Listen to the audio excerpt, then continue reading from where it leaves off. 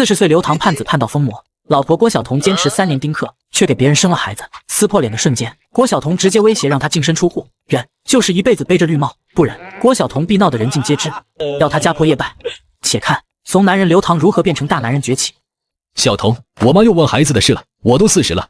说了丁克，你听不懂人话。我天天面对几10个学生，回家想清静。5年前胎心正常，你告诉我从你箱子里找到的孕检单是怎么回事？你是不是生过孩子？我不帮你收拾东西都不知道你藏得这么深。你看我东西，刘唐，你真恶心！你骗我3年，用我的钱养别人的孩子，说我恶心，离婚，现在就去民政局。离婚可以，新房有我一半，再给我100万青春损失费，不然我让你爸妈在老家抬不起头。看着眼前熟悉又陌生的女人，刘唐像是吃了一只绿头苍蝇一样觉得恶心，不想再跟她多说一个字，把自己关进了房间里。强哥，他发现了，你赶紧想想办法，不能让他坏了我们的事。刘唐偷听到郭晓彤电话里的强哥，连夜跟踪他到城郊老旧小区，远远就看见郭晓彤牵着一对龙凤胎，温柔地回应着妈妈的呼喊，而那个被叫做强哥的男人正站在楼道口等他们。妈妈，我想吃草莓蛋糕。妈妈宝宝，弟弟昨天抢我童话书。宝贝们乖，妈妈带你们去买。别跟孩子磨蹭了，蛋糕店快关门了。郭晓彤，我们还没离婚，你就带着别人的孩子跟野男人约会，你把我当什么了？你跟踪我，刘唐，你疯了！我是小彤孩子的亲爹，我们在一起5年了，你不过是他用来掩人耳目的工具。李强掏出手机，调出早已准备好的伪造聊天记录。不想我把这些家暴证据发给你领导，就跪下给小彤道歉，再净身出户，不然明天你就等着失业。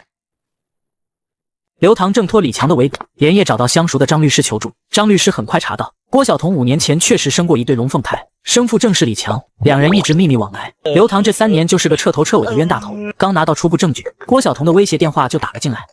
刘先生，证据很明确，这属于典型的婚内欺诈。我现在该怎么办？他威胁要去公司闹，还要连累我爸妈。别慌，我们先收集完整证据。你又想干什么？刘唐，我在你公司楼下大厅，限你半小时过来，答应我的条件，不然我就当着你所有同事的面说你家暴不举。刘唐和张律师火速赶到公司，大厅里已经围了不少员工。郭晓彤坐在地上哭嚎，手里举着伪造的伤痕照片，还时不时往自己脸上抹眼泪，一副受了天大委屈的样子。大家快来看啊！刘唐家暴我，结婚3年，他生不出孩子就怪我，现在还冤枉我外面有人，要跟我离婚。你们看我脸上的伤，都是他打的。郭晓彤，你别在这里颠倒黑白，那些伤都是你自己弄的。各位同事，大家好，我是刘先生的代理律师。郭女士涉嫌婚内欺诈和诽谤，我们已经收集了完整证据，很快就会提起诉讼。如果大家继续传播不实信息，我们将追究相关责任。你吓唬谁？刘唐，今天你不答应我的条件，我就死在你公司里，让你一辈子背着杀人犯的骂名，永远抬不起头。郭晓彤持刀威胁被赶来的警察劝停，被带回派出所教育后仍不死心，当晚就带着李强闯进刘唐家，两人一唱一和，以曝光刘唐电脑里的公司机密文件为要挟，逼他撤诉给钱。而刘唐早已按张律师的计划，在客厅藏好了录音设备。刘唐，识相的就赶紧撤回起诉，把房子和100万都给我，不然我就把你电脑里的机密文件发到网上，让你丢工作还得坐牢。听到没有？愣着干嘛？把离婚协议书签了。不好意思，你们刚才说的每一句话我都录下来了。你阴我！郭晓彤、李强，有人报警称你们涉嫌敲诈勒索，跟我们走一趟接受调查。郭晓彤和李强被警察带走后，刘唐全力配合张律师整理证据，很快就迎来了法院的宣判。被告人郭晓彤犯婚内欺诈罪、敲诈勒索罪，数罪并罚，判处有期徒刑5年。被告人李强犯敲诈勒索罪，判处有期徒刑3年。刘先生，恭喜你，不仅成功离婚，你支付的抚养费也会返还。终于结束了。喂，哪位？刘唐，别来无恙，我是郭晓彤的表哥，李强的亲哥哥赵刚。你想干什么？我弟弟和弟妹被你送进了监狱，这笔账自然要算在你头上。我手里有你挪用研发经费的证据，明天中午12点，城南咖啡厅见，带100万封口费，不然我就把证据交给警方，让你跟他们一样，在牢里度过几年。刘唐接到赵刚的威胁电话，没有慌乱，联系张律师核实情况，发现所谓挪用研发经费是赵刚伪造的证据，目的就是勒索钱财。刘唐决定赴约，将计就计，揭穿他的阴谋。没想到你真敢来，钱带来了吗？这是专业机构的笔迹鉴定，证明签名是伪造的。还有这些出差记录、报销单上的日期，我根本不在公司，怎么可能签字报销？你早就准备好了，对付你自然要留一手。赵刚见阴谋败露，情绪失控，拍桌而起。就在这时，刘唐的师兄带同事王熙来咖啡厅买咖啡，正好撞见这一幕。师弟，刘唐，住手！干什么呢你？赵刚被突然出现的两人吓了一跳，重心不稳摔倒在地。师弟，没事吧？在这碰见你了，我公司就在楼上，有空去我那坐坐。刘唐，我是王熙，高中时你在小巷里救过我，你还记得吗？你当时掉了一支刻着名字的钢笔，我一直留着。你就是那个小女孩？什么？妈又去打牌了，输了5000块，3天内不还钱，就把弟弟抓去工地抵债。赵刚仓皇逃跑，刘唐没来得及追赶，转头看向王熙，当年那个扎着马尾铺鼻子的小女孩，如今已长成干练的职场人。王熙电话里的困境，让刘唐想起自己刚遭遇的欺诈，心里不忍。没想到这么巧，你还救过王熙，她现在是我们公司的算法工程师，技术特别厉害。对不起，让你们见笑了。我妈总这样，把家里的钱都拿去打牌。别着急，5000块我先帮你垫上。不行，我不能要你的钱。这样吧，我帮你联系张律师，拟定一份赡养协议，明确你每月只需要支付基本生活费，其他费用不用你承担。真的吗？那太谢谢你了。刘唐跟着王熙到了师兄的公司，张律师也火速赶来，当场拟定赡养协议。你母亲要是不同意，我们可以通过法律途径解决。她聚众打牌本身就违法，真闹到派出所，她也讨不到好。太感谢你了，张律师，也谢谢大家，不然我真不知道该怎么办。都是同事，互相帮忙应该的。对了，刘唐，你要不要来我们公司一起创业？技术入股，给你20%股份。我刚经历这么多事，怕是没心思搞创业。你可是技术大牛，有你在，没意外。不等刘唐回答，他的电话响起，刘唐接起。什么？辞退我？我被行业封杀了。刘唐刚接到原公司辞退通知，还得知自己因郭晓彤的闹剧被行业封杀，负面传言沸沸扬扬，都说他作风有问题。面对师兄的创业邀请，刘唐满心顾虑，迟迟不敢答应。行业里都在传我的负面消息，说我品行不端，现在没有公司敢用我了，你还是别邀请我了，免得影响你们公司。那都是恶意散布的谣言，认识你那么长时间，我还能不知道你是什么人吗？清者自清，你就来吧，有你这样的技术大牛在，我放心。刘唐，我相信你，别让谣言影响你的决定。好吧，我答应你。太好了，我现在就带你办入职手续。刘唐顺利办完入职手续，团队成员们虽然听过传言，但在师兄的解释下，也都表示愿意相信刘唐。大家其乐融融，准备一起去吃欢迎饭，庆祝新成员加入。喂，李经理，怎么了？我们刚听说你们公司录用了刘唐。是啊，刘唐是顶尖的技术人才，有他加入，我们的合作项目肯定能更顺利。不行，刘唐的负面传言我们都听说了，作风有问题的人，我们星耀绝不合作。你们要么辞退刘唐，要么这合作就免谈。李经理，这都是误会啊！李经理，要不我还是辞职吧，不能因为我影响公司的合作。星耀集团以辞退刘唐为合作前提，否则就终止合作。刘唐主动提出辞职，不想拖累公司，可师兄坚决不同意，还召集团队开会，要大家一起做决定。我知道星耀的合作很关键，但刘唐是被冤枉的，我们不能让他受这种委屈。现在同意留下刘唐的举手。既然大家都有共识，那我们就拒绝星耀的无理要求。刘唐，你安心留下，合作的事我来想办法。谢谢大家的信任，我一定会用实力证明自己。我们可以主动联系其他公司，展示我们的技术实力，不一定非要跟星耀合作。拒绝星耀后，公司面临没有合作的困境。刘唐带领技术团队疯狂加班，决定研发一款更具竞争力的产品，用实力打开市场。优化的怎么样了？已经差不多了，响应速度比之前提升了35%，准确率也达标了。喂，哪位？刘唐，我是顶峰资本的周文斌。听说你们公司都没人敢合作了，我可以帮你们促成跟星耀的合作，条件是你离开公司，你要是识相就主动辞职，不然我让你们公司彻底没活路，你一辈子都翻不了身。上级周文斌以促成星耀合作为诱饵，逼迫刘唐辞职，否则就毁掉公司。刘唐当场拒绝威胁，带领团队加速研发新产品，是要用实力打破困境。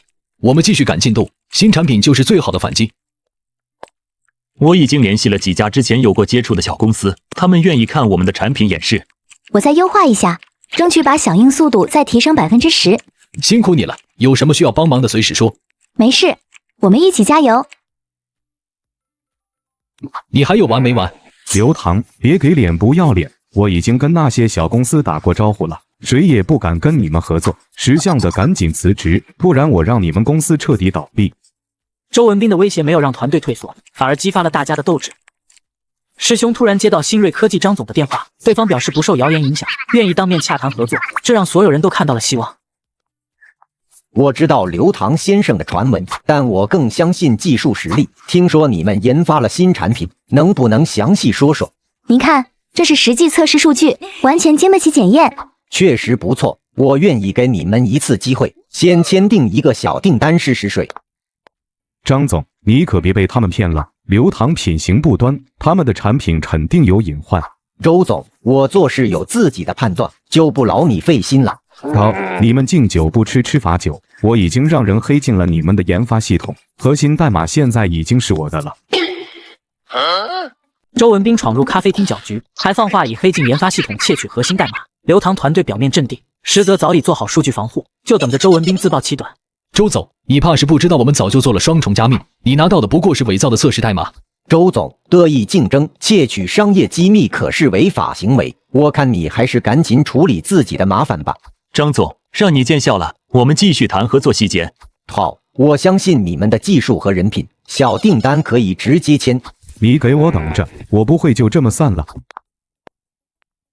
成功签下新锐科技的订单，公司终于摆脱困境。刘唐团队趁热打铁，推进产品量产。就在一切步入正轨时，警方突然打来电话，带来了周文斌的消息。刘先生，我们已经抓获周文斌，他涉嫌恶意竞争，指使黑客窃取商业机密，还交代了一个重要情况。什么情况？他说郭晓彤的表哥赵刚近期一直在暗中跟踪你和你的团队，还购买了大量危险工具，疑似要对你进行报复。赵刚，他不是早就跑了吗？我们要不要加强安保？不用慌，我们先假装不知道，让检方暗中布控，等他主动现身再一网打尽。不好了，我们的产品数据库被人植入了病毒，正在批量删除用户数据。是赵刚，他想用数据泄露搞垮我们，现在只有半小时时间，要是找不出病毒漏洞，我们就彻底完了。赵刚暗中植入病毒，产品数据库面临批量删除，留给刘唐团队的只有半小时时间。王希立刻牵头排查漏洞，所有人都绷紧了神经。所有人分工协作，先隔离受感染服务器，阻止病毒扩散。病毒是针对性编写的，专门攻击我们的核心数据库，已经删除了30%的用户数据。我联系了网络安全专家，他们说最快也要40分钟才能赶到。不等了，王希，你用之前预留的备用算法反向追踪病毒源头，其他人备份剩余数据，能救多少算多少。找到了，病毒源头指向城郊废弃仓库，应该是赵刚的临时据点。很好，你继续清除病毒，我现在联系警方，让他们去仓库抓人。刘唐将病毒源头地址发给警方，自己放心不下，驱车赶往废弃仓库，想配合警方行动，没想到刚到仓库门口就被埋伏在此的赵刚堵住。刘唐，你果然来了，今天我要让你血债血偿。你做的这些事已经触犯法律，现在自首还能争取宽大处理。自首，我要让你死在这里。我看你这次怎么躲。既然跑不掉，就拉你垫背。我在仓库放了炸药，今天我们同归于尽。刘唐捂着流血的手臂，看着赵刚冲向仓库深处的背影。警察，仓库里有炸药，快阻止他！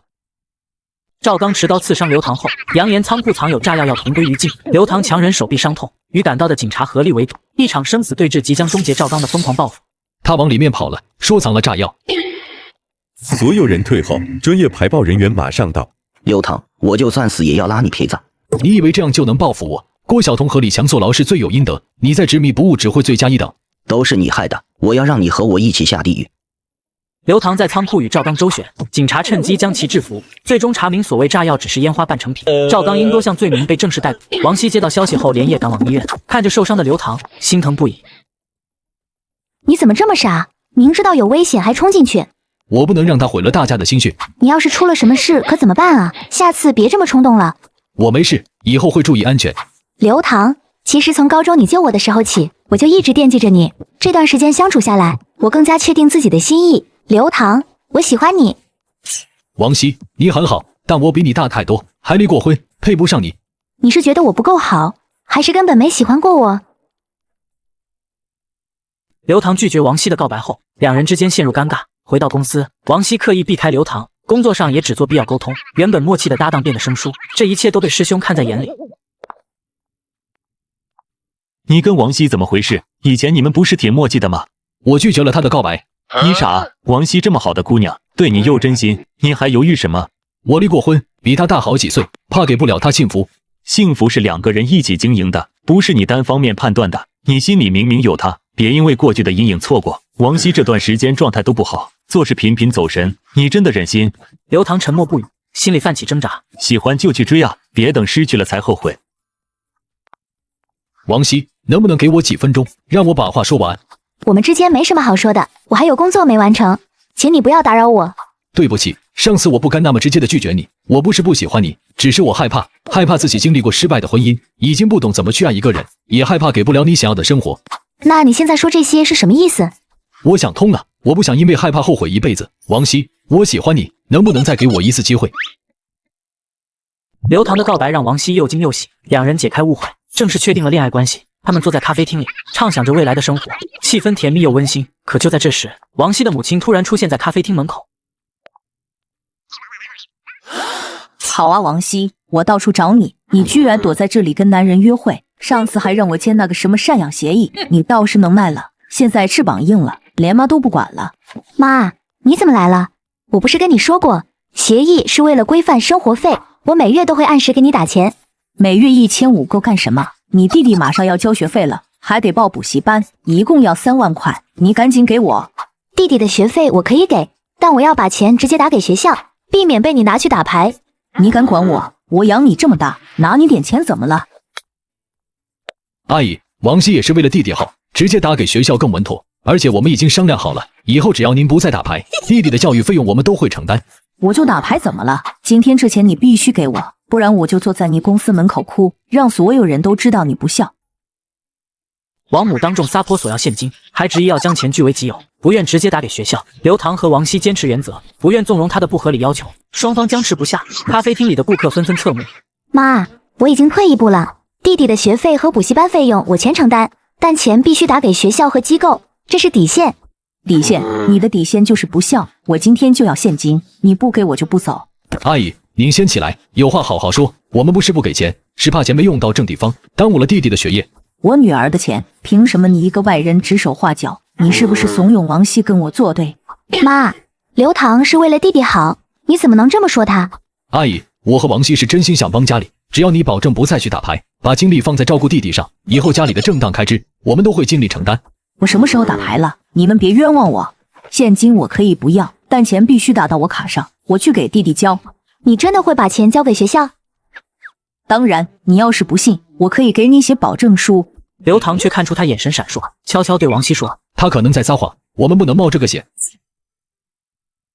为了核实王母的话，刘唐和王熙决定一起去王熙家，当面和弟弟确认学费事宜。没想到刚进门，就看到王弟正愁眉苦脸地坐在沙发上，说学校已经催了好几次学费，母亲根本没提过交钱的事。姐妈，你们回来了。小雨，学校是不是催学费了？妈说会给你交，没骗你吧？没有，妈说家里没钱，让我跟老师申请缓交。小雨，你别乱说话，我这不是正想办法吗？阿姨，现在事实摆在面前，你根本没打算给弟弟交学费，我们可以把钱打给你，但你必须当着我们的面立刻给学校转账。妈，这是最后一次机会，你要是再言而无信，以后除了协议里的生活费，我不会再给你额外的钱。好，我现在就转。在刘唐和王熙的监督下，王母终于给学校转了学费，很不情愿地回了房间。王熙因为母亲的欺骗感到难过，刘唐默默陪伴在她身边。至少学费已经交了，没耽误小雨上学。我不是气钱，是气我妈总是言而无信，我明明是为了她好，她怎么就不能理解呢？阿姨可能只是习惯了按自己的方式来，慢慢沟通，她总会明白的。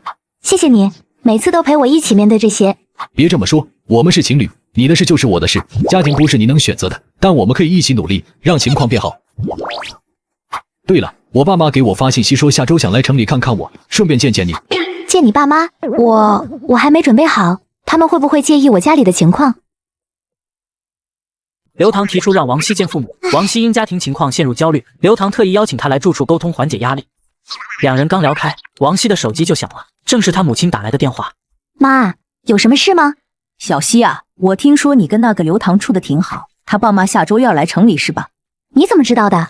我还能不知道？你弟弟跟我说的。女儿养这么大，眼看就要跟别人过日子了，对方的父母我总得见见吧，也好替你把关，看看他们家是不是真心对你。妈，不用了，我跟刘唐都安排好了，你就别掺和了。掺和？我是你亲妈，见亲家恭亲家母不是天经地义的事。阿姨，想见我们爸妈是应该的，要是你方便，下周我们一起接他们，找个地方吃顿饭。你怎么能答应他？他要是见面的时候乱说话，或者提什么过分要求，怎么办？不会的，上次已经跟他说清楚了，他就算真提过分要求，我会委婉拒绝的。你爸妈本来就可能介意我的家庭，他再一闹，我们就真的没希望了。相信我，我爸妈不是那样的人，就算真出了什么事，我也会站在你这边。好吧，我听你的。对了，小希，见面那天我得穿得体面点，你记得给我买身新衣服，再给我买点护肤品，可不能让亲家觉得我太寒酸。希望他这次是真心祝福我，不是搞什么幺蛾子。王母提出要见刘唐父母，还要求买新衣服和护肤品。王熙虽满心顾虑，但在刘唐的劝说下，还是点头同意。见面当天，王母竟一改往日撒泼的模样，穿着得体，说话温和，让王熙又惊又疑。两家人的初次碰面就在这微妙的气氛中开始。亲家母，快坐，一路辛苦了。小希这孩子好啊，懂事又能干，是个好姑娘。亲家母过奖了，还是多亏了刘唐照顾她。一家人不说两家话，只要孩子们真心相爱，我们做父母的都支持。是啊是啊，我这次来也是想跟大家表个态，以后我再也不瞎折腾了，好好帮小雨打理学业，不让孩子们分心。妈，阿姨能这么想，我们都高兴。妈，你要是真能改，我就放心了。以后家里有什么困难，我们可以一起商量，别再自己瞎琢磨了。妈知道错了，以前是我太自私，光顾着自己，忽略了你的感受。你弟弟还小，以后还得靠你和刘唐都帮衬。我要是再闹，不光耽误你，连你弟弟的学费都没着落，我不能那么糊涂了。亲家母能想通就好，一家人嘛，互相扶持是应该的。我看孩子们感情也稳定，不如我们趁今天这个机会把婚期定下来。我没意见，小希能嫁个好人家，我就放心了。婚期你们定，我都听你们的。我看3个月后就挺好，是个黄道吉日。所有人都点头同意，欢声笑语填满了整个屋子。刘唐、郭晓彤在监狱里突发疾病，符合保外就医条件，已经获批了，估计这几天就会出来。郭晓彤获批保外就医的消息让刘唐心绪不宁。王熙看出他的顾虑，特意留下来帮他准备晚饭，想缓解他的压力。两人在厨房忙碌着，氛围温馨，却藏着一丝微妙的紧张。过往的阴影让这场即将到来的婚姻蒙上不确定的色彩。郭晓彤出来的事，你打算怎么办？张律师说他保外就医期间有警方监督，没事的。可我还是怕他以前那么极端，万一又来公司或者家里闹，影响我们结婚怎么办？别担心，我已经跟张律师说了，他会帮我们持续关注的。我爸妈也知道这事了，他们让我们安心准备婚礼，不用理会他。话是这么说，但我心里总不踏实。我们的婚礼请柬都快印好了，要是他来搅局，亲戚朋友都在，多难堪啊！他现在身无分文，李强还在坐牢，赵刚也被抓了，没人帮他。再说了，他这次是因病保外，要是再闹事，肯定会被收监的。他不会那么傻。希望如此吧。对了，我妈今天给我打电话，说她想帮我们筹备婚礼，给我们做喜备。真的？那挺好的，说明她是真心想改。是啊，她还说要跟我一起去挑婚纱，以前她从来不管这些的。是郭晓彤，她怎么到这儿来了？上集刘唐收到郭晓彤的短信，他竟直接找到小区楼下。刘唐不想让矛盾升级，拉着王熙一起下楼，想当面把话说清楚，避免他后续再来纠缠，影响婚礼筹备。刘唐，好久不见。你找我干什么？保外就医期间不好好养病，跑到这里来做什么？我没别的意思，就是想跟你说声对不起，以前是我鬼迷心窍，骗了你，也害了自己。你要是真心道歉，就不该这个时候来找我们。我们马上就要结婚了。我知道，我在监狱里听说了。我这次来是想把当年没说清楚的事告诉你，还有这个，这枚戒指我一直戴在身上，现在该还给你了。我知道我以前做了很多错事，不求你原谅，只希望你以后能幸福。你要是真这么想，就赶紧回去养病，别再出现了，这就是对我们最大的祝福。别碰它，小心有诈。我是真的生病了，不是装的。刘唐，我已经受到惩罚了，以前的事情真的不能过去吗？我怎么知道你说的真的假的？万一你是装的博取我同情呢？谁知道你肚子里憋的什么坏水？我们送你回医院，看到检查结果才行。刘唐对郭晓彤的病情存疑，提出送她去医院核实。郭晓彤没有拒绝，三人一同前往医院。急诊大厅人来人往，刘唐和王熙站在角落，看着郭晓彤接受检查，心里满是复杂的情绪，既担心她真的病重，又怕这是新的圈套。病人确诊是慢性肾病，需要长期治疗。这次急性发作，幸亏送医及时，不然有生命危险。我没骗你们吧？我是真的生病了。就算是这样，你也不该跑到我们小区楼下，万一出了意外怎么办？我没地方可去，只能找你。我知道这很唐突，但我真的走投无路了。你可以联系你的亲戚朋友，或者找社区帮忙，总不能一直找我。我表哥赵刚被抓了，李强还在坐牢，其他亲戚早就跟我断了联系。社区说我不符合救助条件，我实在没办法了。病人需要尽快住院治疗，家属赶紧去办住院手续吧。刘唐，我知道我以前对不起你，但我现在真的需要帮助，能不能帮我垫付一下住院费？等我以后病好了，一定还你。我们的婚礼还需要不少钱，而且他以前那么对我们。刘唐看着郭晓彤苍白的脸，心里纠结不已。帮了他，会不会又陷入无休止的纠缠，打乱我的生活？可要是不帮，他一个病重的人无依无靠，真出了什么事，我这辈子能心安吗？刘唐和王熙最终决定帮郭晓彤垫付住院费，明确要求他后续只能通过医院沟通，不得私下联系。两人回到住处，本想专心筹备婚礼，却没想到在挑选喜糖礼盒这件小事上，爆发了在一起后的第一次矛盾。你看这款，包装精致，里面的糖果种类也多，亲戚朋友肯定喜欢。这款太贵了，我们要邀请200多人，算下来是笔不小的开支，没必要这么铺张。这是我们一辈子一次的婚礼，喜糖怎么能将就？我不是要铺张，是想让大家知道我们是用心对待的。用心不是靠花钱体现的，过日子要务实。你忘了之前你家的事，我们该把钱存起来应急，而不是花在这种华而不实的地方。你提我家的事干什么？我只是想要个像样的婚礼。你是不是因为上一段婚姻，就觉得所有仪式感都没必要了？我是为了我们以后的日子考虑，你要是非要选贵的，我也不反对，但你不能曲解我的意思。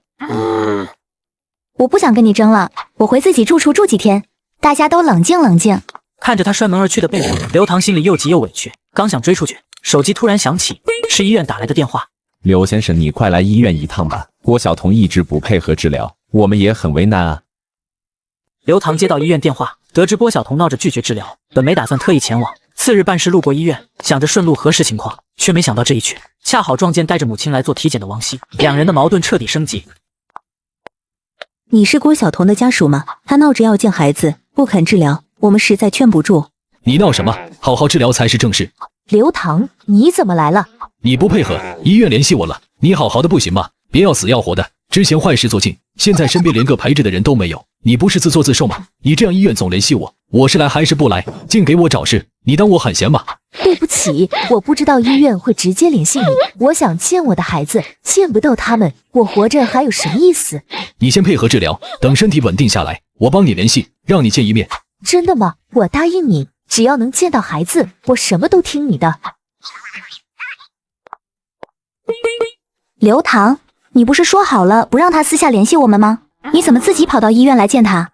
我今天办事路过，顺道来看看。他闹着要见孩子，我也是为了让他配合治疗才答应的。刘唐啊，这是怎么回事啊？怎么离婚了还见面啊？路过，这么巧的路过，你是不是还对他念念不忘？我们因为喜糖的事吵架，你不哄我，反而来这里关心别的女人。我没有，你能不能听我把话说完？我不想听。你既然这么在乎他，那我们的婚礼还有什么意义？刘唐，你别走，护士说我今天要做检查，你能不能留下来陪我？这都什么事啊？怎么就撞一块了？刘唐在医院被王熙误会私会郭晓彤，王熙带着母亲愤然离开，刘唐没理会郭晓彤的挽留，立刻追上拦住王熙，想解释清楚。王母在一旁不断添油加醋，让原本就紧张的气氛更加僵硬。王熙，我真的没骗你，郭晓彤答应配合治疗后，我本来已经要走了，没想到会撞见你。我没提前告诉你，是觉得这事没必要让你烦心，不是故意瞒着你。没必要烦心，你私自见你前妻，还答应帮他见孩子，你觉得我能不烦心吗？我们吵架了，你不想着来哄我，反而来管他的事，你让我怎么想？小溪说的对，你要是真在乎西西，怎么会跟前任藕断丝连？我看这婚还是算了，免得西西以后受委屈。阿姨，我和郭晓彤真的只是过去式了，帮她接孩子是为了让她好好治病，早日康复，这样她就不会再纠缠我们，我们也能安心筹备婚礼。安心筹备婚礼？你现在做的这些事，根本就是在给我们的婚礼添堵。我想要的是一个眼里只有我的伴侣，不是一个还惦记着前任的人。我眼里只有你，不然我为什么要跟你结婚？郭晓彤现在只是一个病重的陌生人，我帮她只是出于人道主义，没有别的想法。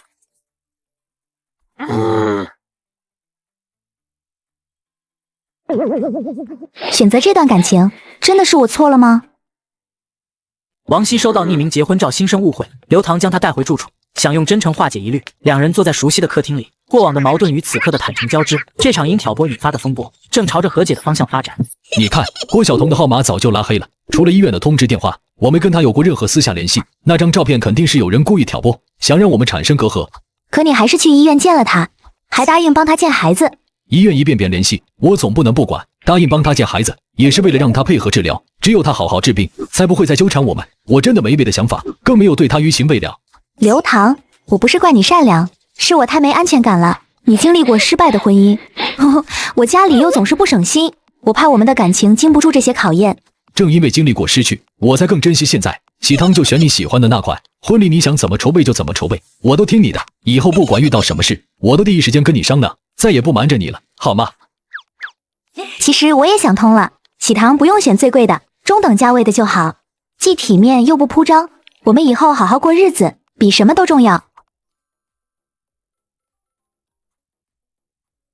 刘先生，郭晓彤因为之前一直不配合治疗，病情突然急剧恶化，现在陷入昏迷，我们正在全力抢救，情况特别危急。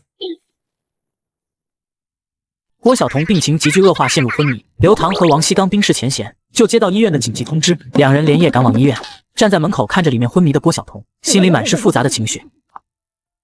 病人情况很不乐观，慢性肾病引发了并发症，加上之前长期不配合治疗，现在肾功能严重衰竭，能不能挺过今晚还不好说。医生，你们一定要尽力抢救。我们会的，但还需要家属签字同意进一步治疗方案。可我们联系不上他的直系亲属。虽然你们已经离婚，但目前只有你能联系上他的家人，要不你试试联系他父母？我试试，不过他当年跟家里闹得很僵，不知道能不能联系上。打不通，可能换号了。那只能你暂时作为相关人员签字，后续有任何风险需要你承担。签字吧，不管怎么样，先救人要紧。好，我签。病人心率骤降，血压持续下降，需要立刻进行透析抢救。刘唐和王熙对视一眼，心里揪紧，不知道郭晓彤能否挺过这一关。上级郭晓彤心率骤降，急需透析抢救。刘唐签字后，医生立刻展开急救。刘唐和王熙在走廊焦急等候，熬过漫长的凌晨，抢救还在继续。两人紧绷的心弦始终没有放松。已经凌晨3点了，你喝口水缓一缓，我去问问护士最新情况。别去了，医生出来会说的，你靠会儿，我守着。其实我刚才一直在想，不管他以前做过什么，现在这样也挺可怜的。是啊，希望他能挺过来，以后好好过日子。告诉你们一个好消息，病人暂时脱离生命危险了，透析很成功，心率和血压都稳定下来了，但还没清醒，后续需要在医院长期治疗和护理。太好了，总算挺过来了。谢谢医生，后续治疗我们会配合医院安排。对了，这是我们在整理病人床头物品时发现的，你们要不要留着？郭晓彤脱离生命危险，医生递来他的笔记本，里面藏着过往的秘密。刘唐和王熙拿着笔记本，在清晨的走廊里犹豫不前，既好奇里面的内容，又害怕揭开更多不堪的回忆。要不要打开看看？也许里面有当年你不知道的隐情。算了，都过去了，不管里面写了什么，都改变不了他欺骗我、伤害我的事实。可你心里其实一直有疙瘩吧？当年他和李强合谋，是不是还有没说透的事？没必要再纠结了。他现在重病在床，以后有医院和社区帮忙安排护理，我们该抽身了。婚礼的事不能再耽误，等他情况稳定，我们就去拍婚纱照。好，对了，我妈昨天给我发信息，说喜贝已经做好了，让我们抽空去拿。刘先生、王女士，病人好像有苏醒的迹象，你们要不要进去看看？就看一眼，别打扰他。进去可能要面对苏醒后情绪不定的郭晓彤，不进去又觉得这或许是彻底了结过往的机会。郭晓彤出现苏醒迹象，刘唐和王熙决定进去见他最后一面，彻底了结过往。郭晓彤，我们来看你了。你刚醒，别说话，好好休息。对不起，当年的事我错了。都过去了，你现在最重要的是好好治病，我们以后不会再打扰你，也希望你康复后能好好生活，别再纠结过去。我知道我配不上颜亮，祝你们幸福。病人刚苏醒，需要静养，你们先出去吧。刘唐，那个笔记本你一定要看，里面有李强当年没告诉你的事。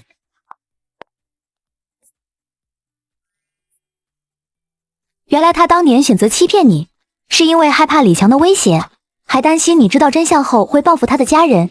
不管有什么理由，欺骗始终是错的，但现在说这些也没用了。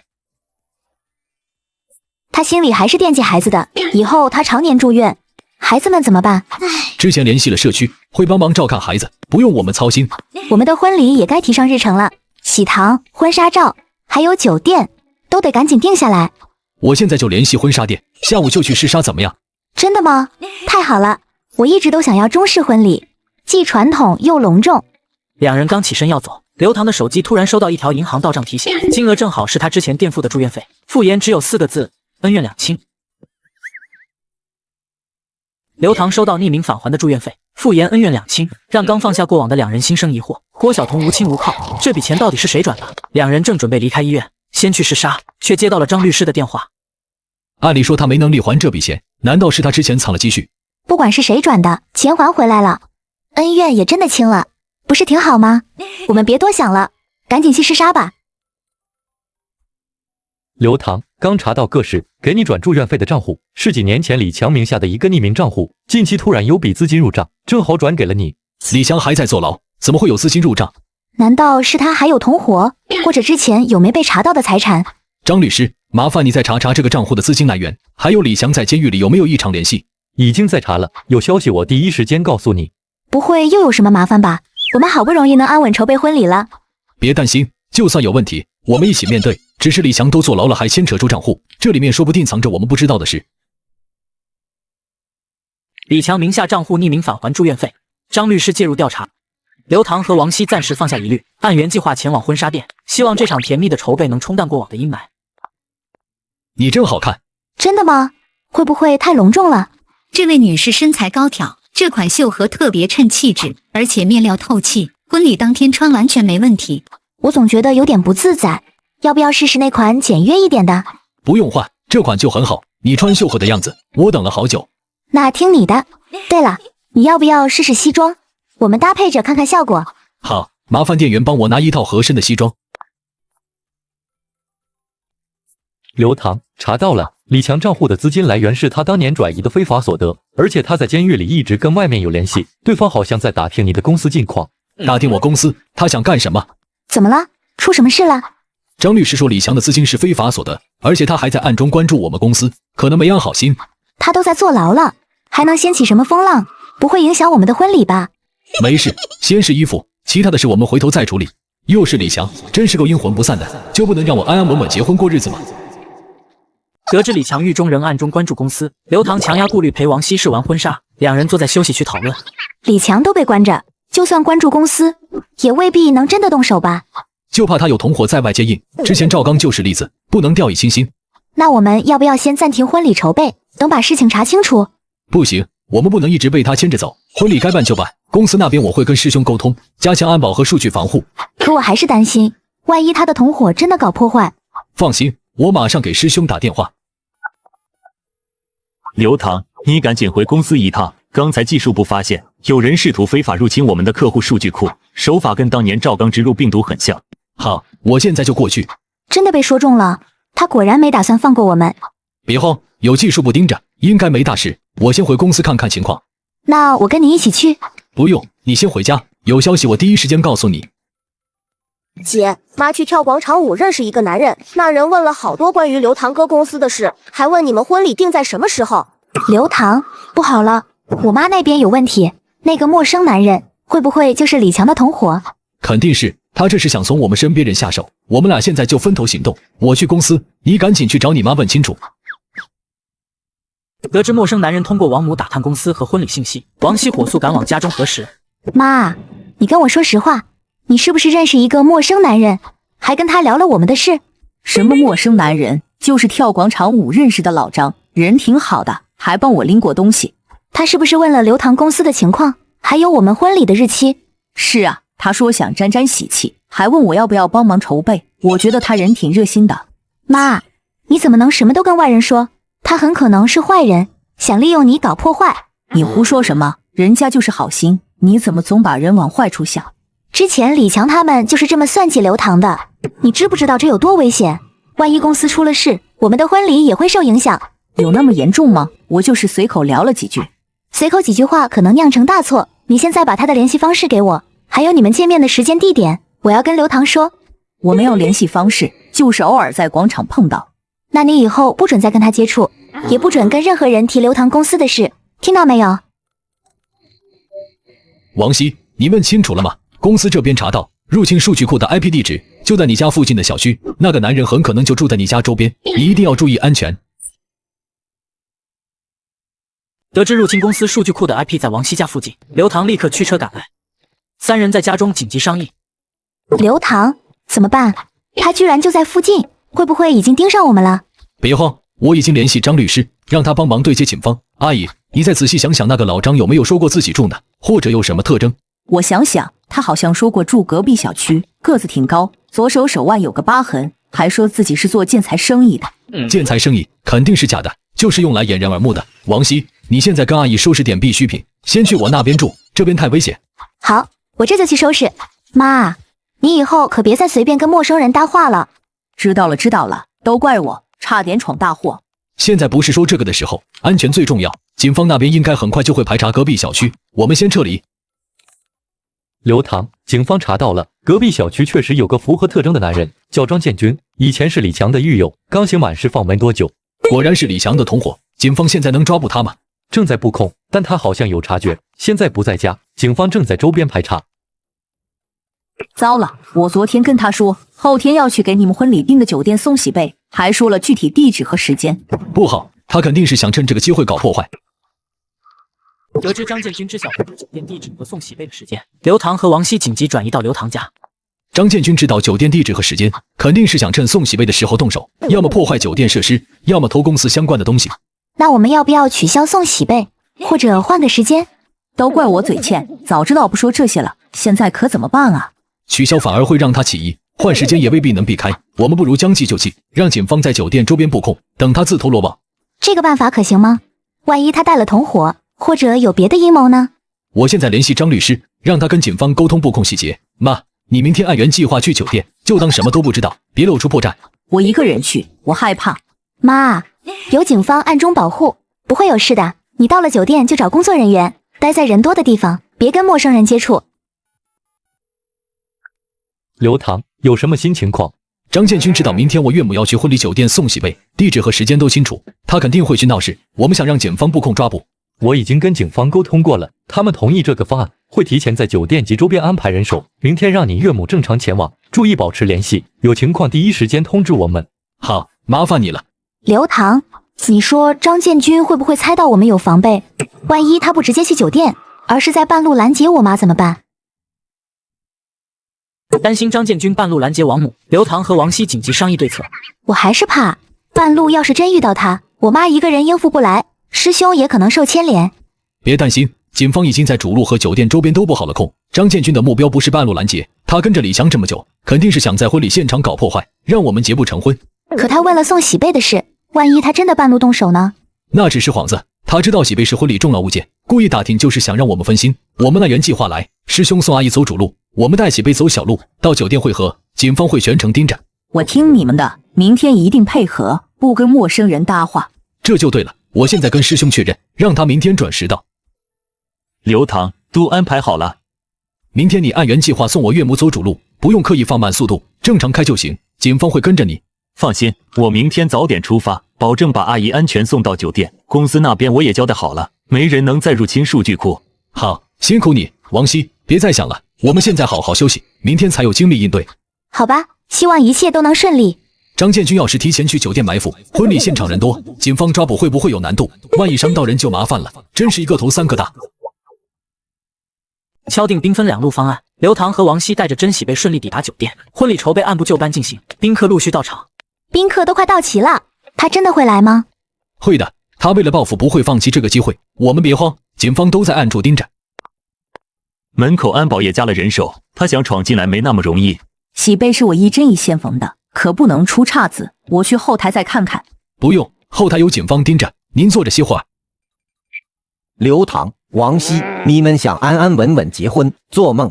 你居然真的敢来，就凭你也想破坏婚礼？李强在牢里没完成的事，我来替他办。今天就让你们的婚礼变成笑话！滚开！不许动，放下手里的东西。毁不了婚礼，我就毁了你们的喜贝。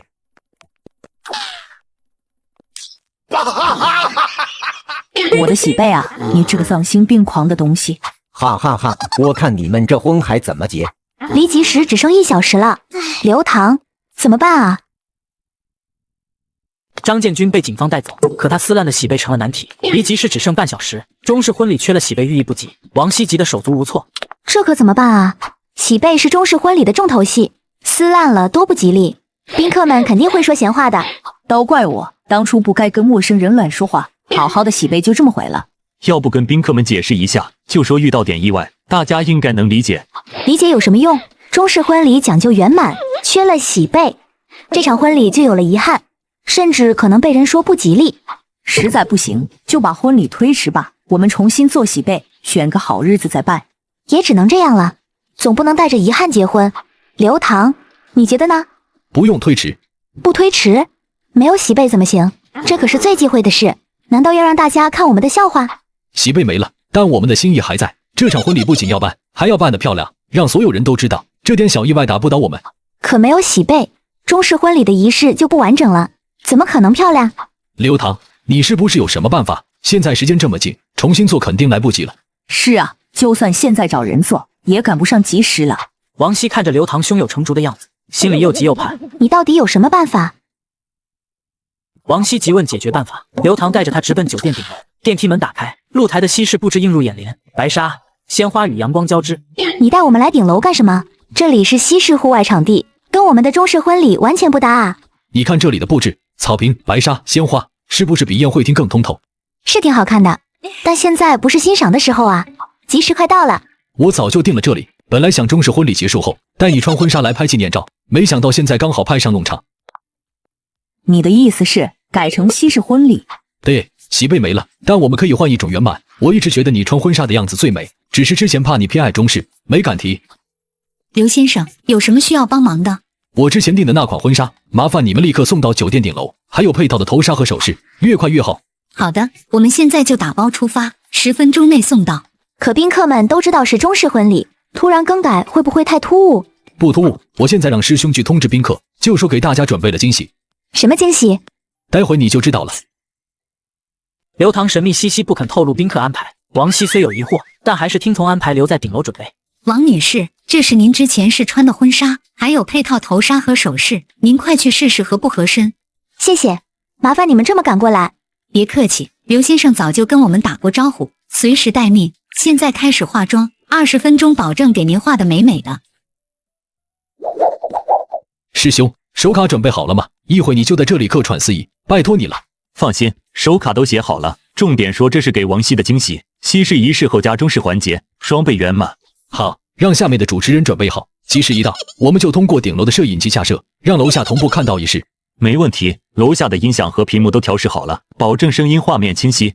摄影的机位再调整一下，要把露台的鲜花和阳光都拍进去，突出浪漫感。你真的太好看了，比我想象中还要美。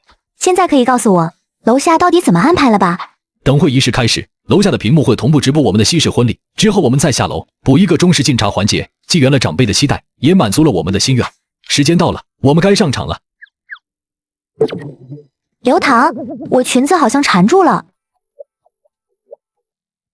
王熙婚纱裙摆被缠住，直播已同步开启，楼下宾客正翘首以盼。刘唐临危不乱，用一场即兴的浪漫化解了意外。王熙女士，刘唐先生历经风雨，仍对你初心不改，跨越坎坷，只想与你相守。他愿用余生所有温柔，护你周全，伴你左右。请问你愿意嫁给身边这位满心都是你的刘唐先生吗？我愿意。